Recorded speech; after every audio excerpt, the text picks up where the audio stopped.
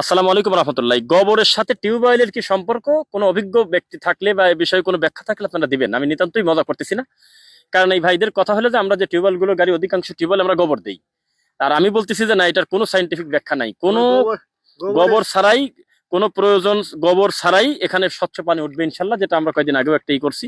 কিন্তু এখন ওনারা বলতেছে যে না, গোবর দিতে হয়। সেই পরে আমরা বোঝানোর পর বলতেছে যে আসলে তো গোবর ছাড়াই হয়, এবং আরো অনেকে সাক্ষী দিচ্ছে যে আগে দেওয়া লাগতো, কিন্তু ইদানিং তো অনেকেই গোবর ছাড়াও দেয়। তা আমার প্রশ্ন হলো, এই গোবরের সাথে এই স্বচ্ছ পানি বের করার কি সম্পর্ক, এই ব্যাপারটা আপনারা বলবেন। আর আমি আপনাকে যেটা জানাতে চাচ্ছি, আপনি কিন্তু কোনো বিশেষজ্ঞ কেউ না, আপনার কাজ হলো টিউবওয়েলই করা।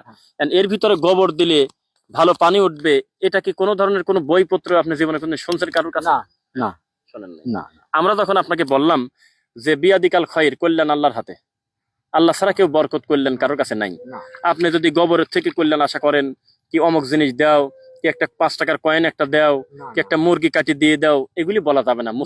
মুসলিম কখনো কুলক্ষণে বিশ্বাস করে না। না, আর যারা বিশ্বাস করে না, আল্লাহর বিশেষ অনুগ্রহে তাদের একটা কাতারি থাকবে বিচারের মাঠে, আল্লাহ তাদেরকে জান্নাতে দেবে ইনশাল্লাহ বিনা হিসেবে। আল্লাহ ক্ষমা করুন। আমি আশা করব আপনারা এই গোবর কোনো টিউবওয়েলে বা কোনো সাবমার্সিবল করতে চায় কোনো গোবর দিবেন না ইনশাল্লাহ। আল্লাহ আমাদের সঠিক বুঝ দিন, আল্লাহুম্মা আমিন। আপনারা কাজ করেন।